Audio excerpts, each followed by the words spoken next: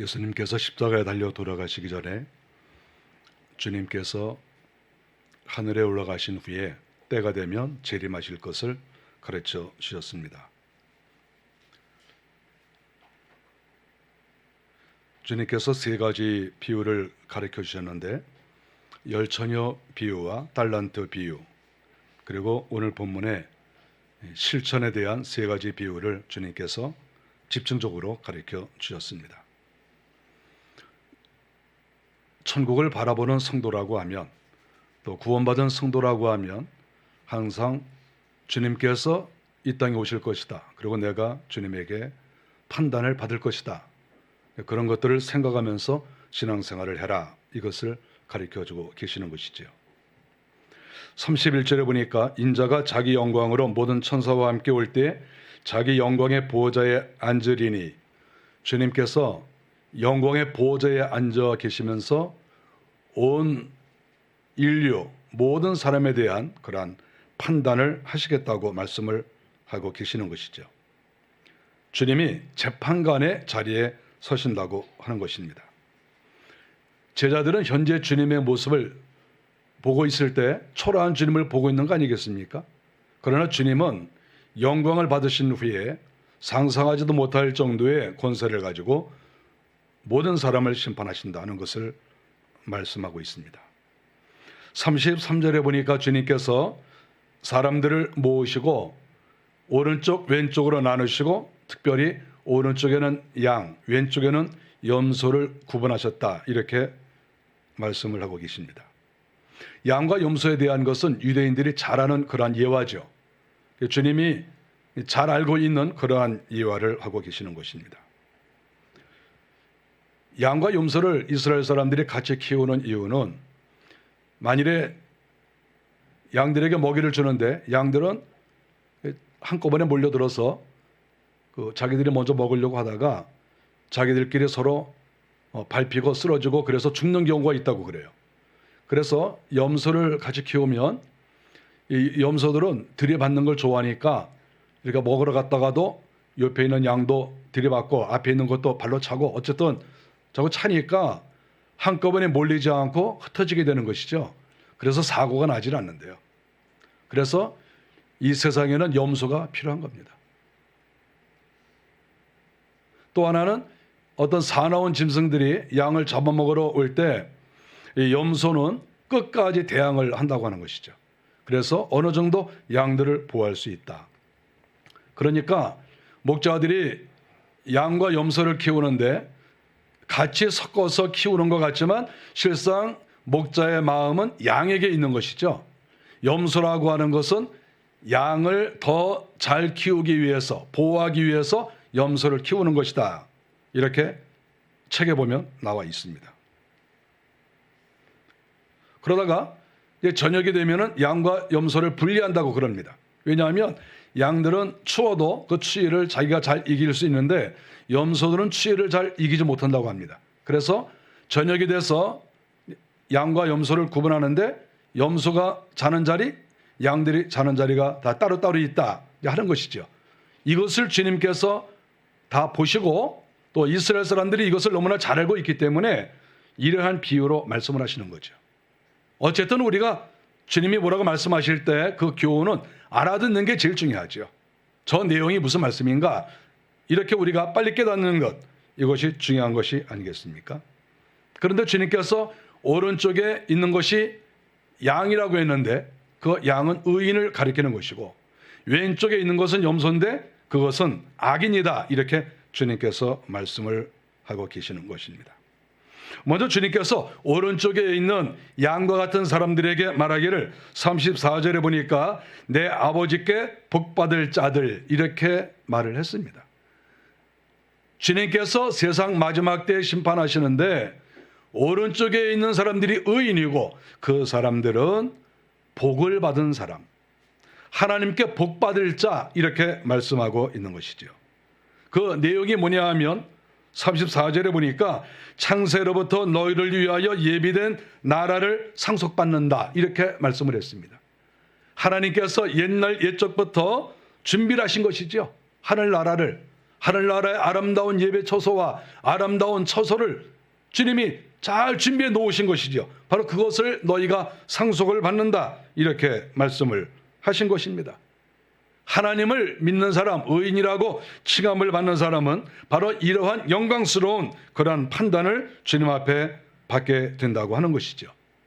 원래 의인은 하나도 없다고 성경에 기록되어 있습니다. 그러나 하나님께서 회개할 때 그 죄를 용서해 주시고 그러한 귀한 자리에 들어가게 해주신다, 이렇게 말씀해 주셨습니다. 주님께서 이들에게 이러한 좋은 것을 상속해 주시는, 그러한 칭찬해 주시는 이유가 무엇일까 그랬을 때 오늘 성경에서 그 답을 주고 있습니다. 성경에 보니까 내가 줄일 때 먹을 걸 주었고 목마를 때 물을 마시게 해 주었다. 우리가 가만히 주님이 하시는 말씀을 보면 무슨 대단한 업적이 있는 것은 아니에요.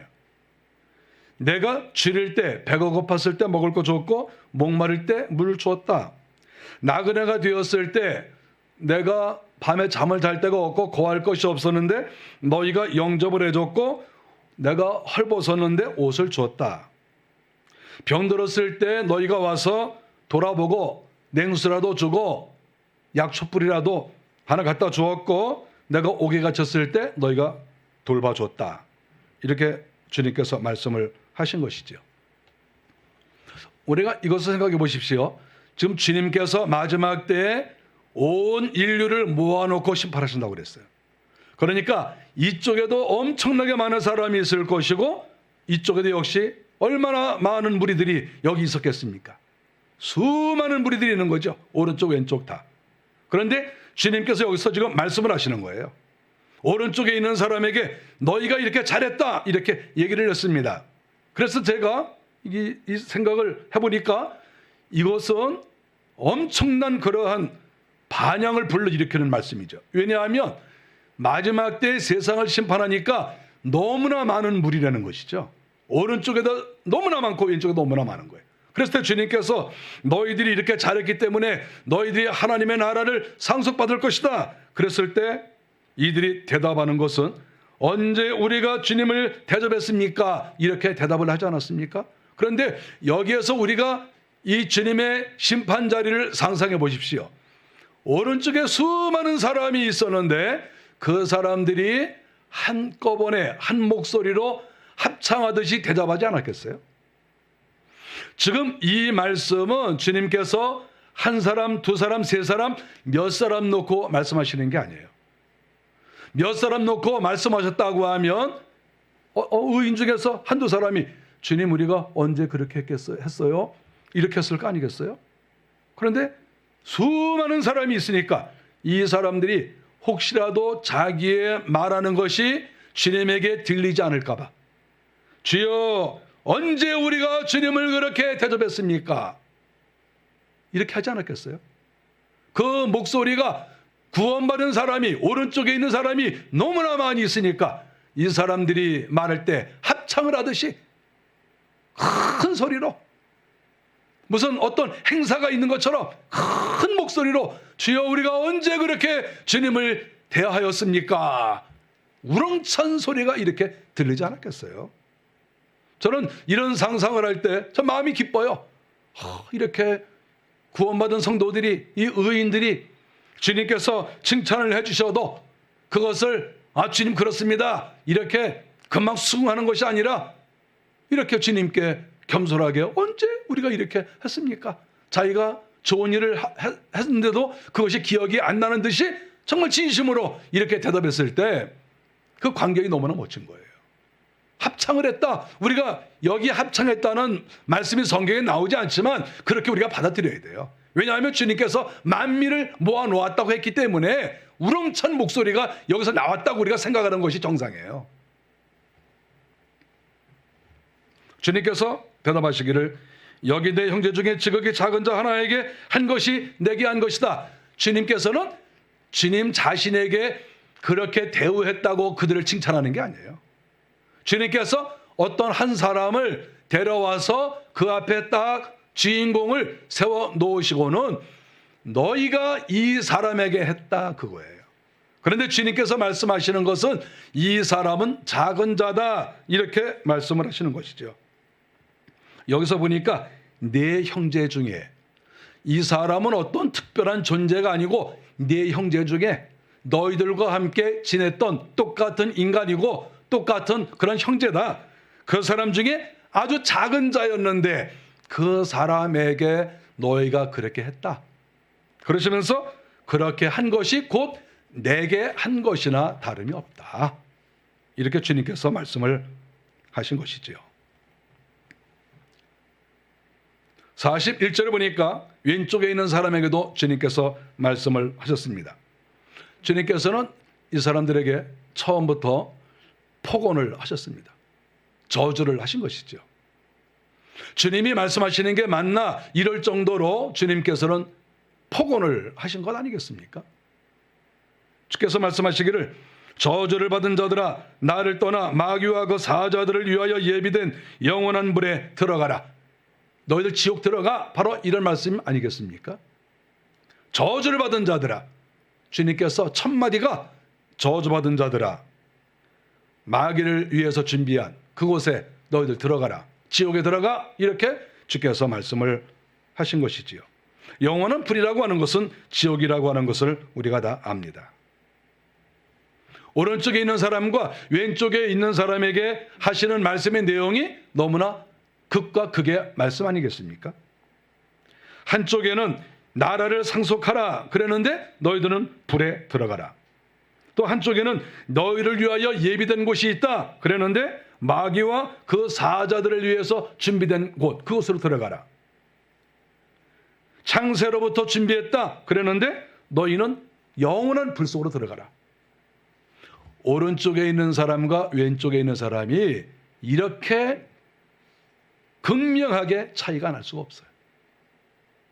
우리가 이런 말씀을 볼 때 우리 인생들은 지금은 같이 어울려 살고 뭐 한 나라에 살고 또 학교도 같이 다니고 또 쇼핑도 같이 하고 뭐 같이 이렇게 어울려 사는 것 같지만 그때가 되면 주님께서 오른쪽과 왼쪽으로 의인과 불의한 자로 천국 갈 자와 지옥 갈 자로 주님께서 냉정하게 판단을 하시고 갈라 놓으신다. 이렇게 말씀을 하시는 것이죠. 알곡과 가라지가 같이 있는 것처럼 우리는 섞여 사는 것이죠. 알곡과 가라지가. 알곡이 뭐 자기가 알곡인 줄 알겠죠. 문제는 가라지도 자기가 알곡인 줄 알 수가 있겠죠. 이게 문제가 되는 거죠. 알곡이 자기가 알곡이라고 생각하는 건 문제가 안 되죠. 그렇지만 가라지가 자기가 알곡이라고 생각하는 것이 문제죠. 염소가 자기가 양이라고 생각하는 게 문제가 되겠죠. 마지막 때에는 주님께서 결국 이렇게 하신다. 이렇게 말씀을 하고 계시는 겁니다. 주님이 이들에게 하시는 말씀도 똑같은 말씀입니다. 줄일 때 먹을 것 주지 않았고 목마를 때 마시게 하지 않았고 나그네 되었을 때 너희가 돌아보지 않았다. 옥에 갇혔을 때 돌아보지 않았다. 오른쪽에 있는 사람에게 하신 말씀과 똑같은 말씀이죠. 그랬을 때 이 사람들도 똑같이 아우성을 치면서 대답을 했습니다. 언제 우리가 주님께 푸대져 버렸습니까? 그리고 따지듯이 주님께 함성을 지른 것이죠. 데모를 하듯이 물러가라! 뭐 그러는 것처럼 그렇게 대답을 했다. 이렇게 44절에 말씀하고 있습니다. 주님께서 똑같은 말씀을 하셨습니다. 아까 의인들에게 이렇게 내세웠던 그 작은 자 한 사람을 이렇게 주님께서 데리고 오셔서는 지극인 작은 자 하나에게 하지 아니한 것이 곧 내게 하지 아니한 것이다. 이렇게 얘기를 했습니다. 너희들 이 사람에게 잘 못했어. 해야 될 도리를 너희가 잘 하지 않았어. 사랑의 실천을 잘 하지 않았어. 이렇게 말씀하신 것이죠. 우리가 여기에서 1차적으로 깨닫는 말씀은 하나님의 사람이라고 하면 항상 내가 장차 하늘나라 올라가서 주님에게 심판을 받는다. 이것을 늘 생각을 해야 되는 것이죠. 내가 양이 아니면 염소다. 내가 천국에 가지 않으면 지옥에 간다. 양당 간에 나는 판결을 받는다. 이러한 인식을 우리가 늘 갖고 있어야 됩니다. 그렇지 않겠어요? 문제가 뭐냐 하면 이 염소가 자기가 양인 줄 안다는 거죠. 이게 문제인 거예요. 이게. 우리가 교회 안에서도 사람들에게 당신 양입니까? 염소입니까? 이렇게 만일에 물어본다고 하면 저 염소예요. 이렇게 말하는 사람이 글쎄 얼마나 될까요? 당신 알곡입니까? 가라지입니까? 만일에 이렇게 물어보면 어떤 사람이 목사님 저 가라지예요. 이렇게 말하는 사람이 과연 얼마나 될까요? 진짜 가라지는 또 자기가 가라지라고 말할 수도 있겠죠. 몇몇 사람은 자기가 자신이 없으니까 그럴지는 모르지만 진짜 가라지인데도 자기가 알곡이라고 또 생각을 하고 있는 그런 사람들이 교회 안에도 있을 수 있겠죠. 교회 밖에서야 말할 수 없죠. 자기들이 무슨 알곡 가라지 상관없죠. 자기 마음대로 사니까. 예수님께서 이 말씀을 하신 것은 이방 나라에 가서 전도하다가 이 말씀하신 게 아니에요. 유대인들에게 하신 말씀이에요. 유대인들에게. 유대인들은 자기들은 다 양이라고 생각하죠. 그러나 주님께서는 이렇게 염소 쪽에 서 있을 그럴 사람이 상당히 많이 있다. 이것을 가르쳐 주는 것이죠. 우리가 예수 헛믿을 수가 있어요. 몇십 년을 믿었다고 하는데 실상 주님 앞에 갔는데 이게 알곡이 아니고 만일에 가라지다. 내가 양이 아니고 염소다. 겉으로 언뜻 봤을 때에는 양인 줄 알았는데 자세히 보니까 염소네. 이렇게 될지도 모른다고 하는 것이죠. 우리가 이 부분을 일단은 정말 심각하게 받아들여야 됩니다. 사실 우리가 그러나 이 본문에서 더 눈여겨볼 대목이 있어요. 그것은 양과 염소가 아니라 주님께서 한 작은 자를 데리고 오셔서 이 사람에게 한 것은 내게 한 것이고 이 사람에게 하지 아니한 것은 내게 하지 않은 것이다. 이렇게 말한 이 사람이 도대체 누구냐 하는 것이죠. 저는 여기에 관심이 많아요. 양과 소는 우리가 다 잘 알아요. 뻔한 얘기 아니겠습니까? 그런데 이 사람은 누구죠? 지금 주님이 심판하시는 이 자리는 얼마나 엄숙한 자리입니까? 죽고 사는 그런 자리 아니겠어요? 여기에 주님께서 한 사람을 데리고 왔어요. 한 사람을. 그 자리에. 그러면서 너희가 이 사람한테 한 것은 나한테 한 거야. 이렇게 말할 정도의 사람인 거예요. 지금 여기는 심판 자리 아닙니까? 그러니까 이 사람은 인정을 받은 사람이에요, 지금. 주님께서 이 사람에게 했으면 나한테 한 것이다. 이 사람한테 안 했으면 나한테 안 한 거야. 이렇게 말할 정도라고 하면 주님하고 거의 같은 사람 아닌가요? 아니, 주님께서 웬만해서는 이렇게 말씀하시겠어요? 나한테 안 했으면, 이 사람한테 안 했으면 나한테 안 한 거야. 여러분, 이 말 이거 쉽게 할 수 있나요? 여러분, 우리가 아무리 이 땅에 부부라 하더라도, 친한 친구라 하더라도 이 사람한테 안 한 게 나한테 안 한 거야. 이렇게 말할 수 있나요? 내 아내한테 잘못한 거 나한테 잘못한 거야. 이렇게 말하기가 쉽지 않아요. 내 아내한테 만약 잘못했으면 속으로 시원할 수도 있어요. 잘했다, 아주 잘했다. 겉으로는 왜 그랬어? 그럴지 모르지만 잘했다. 또 자기 남편을 또 이렇게 누가 좀 힘들게 했을 때 내 남편한테 잘못한 거는 나한테 잘못한 겁니다. 이렇게 과연 말할 수 있나요? 속으로 시원하게 생각할 경우가 있어요. 잘했습니다. 주님께서는 지금 이 사람을 두고 주님과 거의 동일한 그런 의미를 지금 부여하고 있잖아요. 자격을 부여하고 있어요. 그런데 주님께서는 이 사람에 대해서 작은 자라고 얘기를 해요. 과연 진짜 작은 자일까요?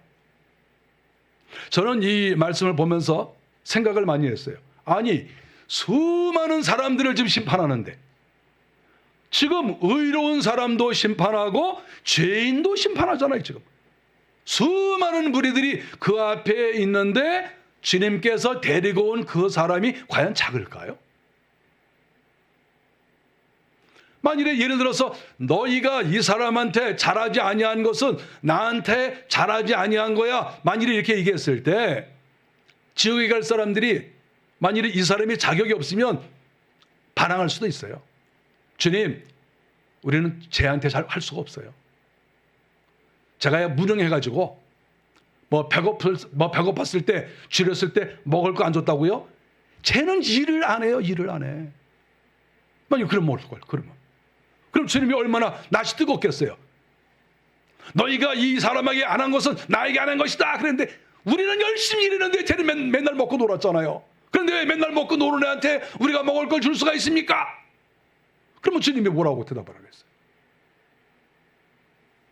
또 주님께서 또 이렇게 말씀하셨는데 옥에 갇혔을 때 너희가 돌아보지 않았다 그랬는데, 아니 주님 쟤 맨날 깡패처럼 사람 때리고 돈 떼먹고 쟤 감옥에 갔는데 못해라 우리가 쟤를 도와줍니까? 만약 그러면 어떡할 거예요? 그럼 뭐라고 주님께서 말씀하시겠습니까? 여러분 생각 안 해봤어요? 저는 이 말씀을 생각 많이 했어요. 만일에 저 사람들이 반발하면 어떡할 것인가? 우리가 저 사람한테 왜 먹여주고, 왜 옷을 입혀주고, 왜 물을 갖다 주고, 왜 감옥에 갔을 때 우리가 왜 도와줘야 되느냐? 저런 못된 놈. 그러면 안 되잖아 이게. 그리고 못된 사람을 그 앞에 세워놓으면 안 되잖아요 지금. 결론적으로 주님과 거의 동일한 사람으로, 존재로 주님이 지금 세워놓은 거 아니겠습니까? 그러면 이 사람은 결코 작은 자가 아니라는 거예요. 왜 이 사람이 작은 자입니까? 주님이 자기와 동일시 여겼는데, 그리고 수많은 사람 앞에서 주님이 판단하시고 심판하실 때 그 사람을 앞으로 모델처럼, 기준처럼 이렇게 내놓았는데 그 사람이 어떻게 작은 자가 될 수가 있겠어요? 이 사람은 작은 자가 아니죠. 사람들이 볼 때는 작은 자죠. 사람들이 볼 때에는 가난하고, 사람들이 볼 때에는 나그네처럼 떠돌아다니고 이렇게 살았을지 몰라도 주님이 보실 때에는 위대한 인물이죠. 그래야 반발이 없을 거 아닙니까? 저는 이 말씀을 보면서 그런 생각을 했습니다. 이 사람이 무능해서 배가 고플 것이 아니죠. 자기가 능력이 없어서 옷을 살 돈이 없어서 옷을 안 산 게 아니겠죠. 자기가 깡패짓을 하고 못된 짓을 해서 감옥에 들어간 게 아니겠지요. 생각을 한번 해보세요. 못된 짓해서, 깡패짓해서 감옥에 간 사람을 먹였어야 되는 거예요. 그거 안 했다고 지옥 갑니까? 여기서 말하는 이 사람은 주님과 거의 동일시 여기는 사람이라고 하는 것을 우리가 기억해야 되고, 이 사람이 이 땅에서 주의 나라를 위해서 일하다가 헐벗고 핍박을 당하고 감옥에도 가고 이런 사람이라고 하는 거예요. 세상 사람들이 볼 때에는 이 땅에서 가난하게 보이고 능력이 없어 보이고 맨날 감옥에나 들랑거리는 것 같지만 실상 이 사람은 지금 천국에 와 있는 사람이에요. 지금 이 사람 먼저 천국에 와 있잖아요. 지금 천국에 와 있는 사람. 그리고 천국에 수많은 사람이 와 있을 텐데 그 가운데 주님께서 너 이리 와라. 내가 세상을 심판할 때 지금 내가 너를 데리고 와가지고 사람들 앞에 네 소개를 하면서 내가 세상을 심판할 거야. 내가 지옥 갈 놈들 내가 너 보여주면서 지옥 보낼 거야. 이렇게 할 정도의 사람이라는 거예요. 우리가 여기에서 양과 염소에만 관심을 갖지 마시고 주님께서 그 앞에 등장시킨 이 인물이 누구냐에 대한 관심을 우리가 더 가져야 돼요. 그랬을 때 이분은 하늘나라에서는 존귀한 자라고 하는 거예요. 사람이 볼 때에는 누추해 보이고 세상이 볼 때는 작은 자처럼 보여도 별로 출세한 것 같지도 않고 이 땅에서 부유하게 사는 것 같지도 않고 감옥에나 들랑거리고 다 그런 사람처럼 보여도 주님을 사랑하고 천국이 있는 것을 믿고 주님 나라를 위해서 충성을 하고 감옥에 가더라도 감옥에 가고 이렇게 사는 사람이죠. 그러니까 주님께서 기뻐하시면서 그 사람을 만민 앞에 내세운 것 아니겠습니까? 아무나 내세우겠어요? 하늘나라 들어가는 것만 해도 감사한데 천국의 끝자리에 가는 것만 해도 감사할 일인데 그 수많은 사람 앞에 앞장 세웠던 사람이라고 하면 두말할 거 없는 거예요. 이 사람한테 잘한 거 나한테 잘한 것이다. 이 사람한테 못한 거 나한테 못한 것이다. 이렇게 말씀하신 거예요. 그 정도로 하늘나라에서 존귀한 사람이다. 이것을 우리는 이 본문을 통해서 발견을 해야 됩니다. 우리가 오늘 이 시대를 살아가면서 주님께서 앞장 세우신 이 사람, 이런 사람들한테 우리가 잘해야 되는 거죠. 내가 천국에 가려면, 양이 되려면 그렇지 않겠습니까? 좀 답이 그렇잖아요. 주님과 같은 사람한테 잘할 때 천국 간다는 거잖아요. 주님과 비슷한 사람한테 잘못하면 지옥 간다는 거잖아요. 지금 이 본문의 내용이 그거예요. 단순하게 천국 간다, 지옥 간다가 아니에요, 지금. 그래서 우리가 이 땅에 머물러 살면서 어떤 사람한테 잘해야 돼. 어떤 사람한테 잘해야 되겠습니까? 주님께서 내세울 만한 사람. 주님이 내세울 만한 사람은 누구겠습니까? 주님께 충성하는 사람이고 당연히 하늘나라에 올라가는 사람이고 그렇지 않겠어요? 그거 당연한 거 아니겠어요? 천국 갈 사람.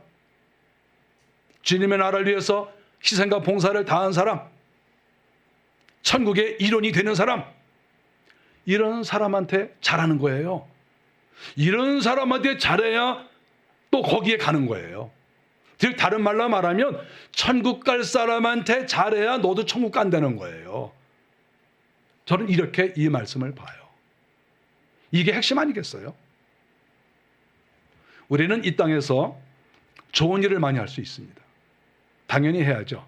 인도주의적 차원에서 모든 사람에게 사랑을 베풀고 도와주고 그거 당연히 해야 됩니다. 모든 사람 다 소중합니다. 그러나 우리가 한 단계 더 올라가면 모든 사람에게 잘해야 되겠지만 그러나 우리는 천국 갈 사람에게 잘해야 돼요. 주님께서 앞에 내세우셔서 이 사람한테 잘한 것이 나한테 잘한 것이고 그래서 너희들 천국 들어와 이렇게 됐잖아요. 그러니까 하늘나라에서 인정받는 사람, 하늘나라 입장에서 높은 사람, 이런 사람한테 잘해야 되는 거예요. 다른 말로 말하면 천국 갈 사람한테 잘해야 되는 거예요. 그리고 주님 앞에 충성하는 사람한테 잘해야 되는 거예요. 우리가 목사님이나 전도사님이나 교육자들에게 잘해라 하는 그 의미가 무엇이 있겠습니까? 그 의미는 그 중심된 사상은 하나님의 나라를 위해서 일하는 사람들이 소중하니까 그분들한테 잘하십시오 이런 말 아니겠어요? 그 의미가 그건 거예요. 뭐 교육자들에게만 잘해야 되겠습니까? 믿음 생활 잘하는 사람이 얼마나 많이 있습니까? 우리가 그들을 존귀 여기고 특별히 주의 나라를 위해서 희생하고 봉사하고 헐벗고 굶주리고 배고프고 감옥에도 가고 나그네도 되고 만약 이런 박해와 고난과 어려움을 당한다. 그러면 그들을 위해서 잘 섬기고 도와주는 것이 주님에게 한 것이나 마찬가지고 결국 그런 사람들한테 잘한 사람이 천국에 간다. 이런 논리가 오늘 이 본문에서 성립이 되는 거예요. 저는 우리 교회 성도들이 다 알고 계길 바라고 가라지가 있기를 당연히 바라지 않겠죠. 당연히 천국에 다 가시기를 원하고 주님께서 책망하시면서 지옥으로 쫓아낼 사람이 한 명도 없기를 당연히 바라겠죠. 그러면 우리가 그러한 위치에 서려면 하늘나라 백성이 되고 천국에 가려면 결국 어떻게 해야 되느냐 하는 것이죠. 주의 나라를 위해서 힘쓰는 사람, 주의 나라를 위해서 고난과 어려움을 겪는 사람들, 그런 사람들한테 잘하는 거예요. 그런 사람들한테 잘하면 주님께서 천국으로 다 인도해 주시는 거예요. 그것이 오늘 본문에서 말씀하시는 것이 아닙니까? 우리의 진정한 형제가 누굽니까? 진정한 형제는 주님 앞에 충성하는 사람들이에요. 그 사람이 우리에게 진정한 형제인 거예요. 우리 주변에는 주님 좋아하는 사람이 많습니다. 주님 앞에 충성하는 사람들 많습니다. 우리가 그분들을 잘 돌아보고 밥이라도 사드리고 또 옷도 한 번씩 드리고, 옷이 많은데 자꾸 주는 사람이 있어요. 헐벗었을 때 달라고 그래서 헐벗었을 때 주고, 하도 잘 먹어서 저처럼 이렇게 됐는데도 자꾸 밥을 사준다고 그러면 그거는 상을 못 받아요. 그렇겠죠? 주님이 헐벗었을 때, 배고팠을 때 줘야 된다고 그러니까 내가 목사님 뭐 맛있는 거 사드리면 뭐 주님께서 천국 보내주겠지, 그런 상상하시면 안 돼요. 그건 안 되는 거야. 제가 빼짝 말랐을 때 그때는 되는 거예요. 감옥에 들랑거리는 것도 주님 나라를 위해서 힘쓰다가 감옥에 들랑거려야지, 자기 죄 때문에 들랑거리는 사람을 잘해줘야 주님이 뭐 그렇게 칭찬하겠습니까? 우리에게 성도들이 오늘 본문에서 말씀하고 있는 핵심이 무엇인가 하는 것을 잘 보시고, 믿음의 사람들끼리 하나님을 잘 섬기는 사람들을 잘 섬기고 돕고 위로하고 협력해서 천국에 다 들어가시는 그런 우리 성도들이 다 되시기를 바랍니다. 기도하겠습니다. 우리 주님께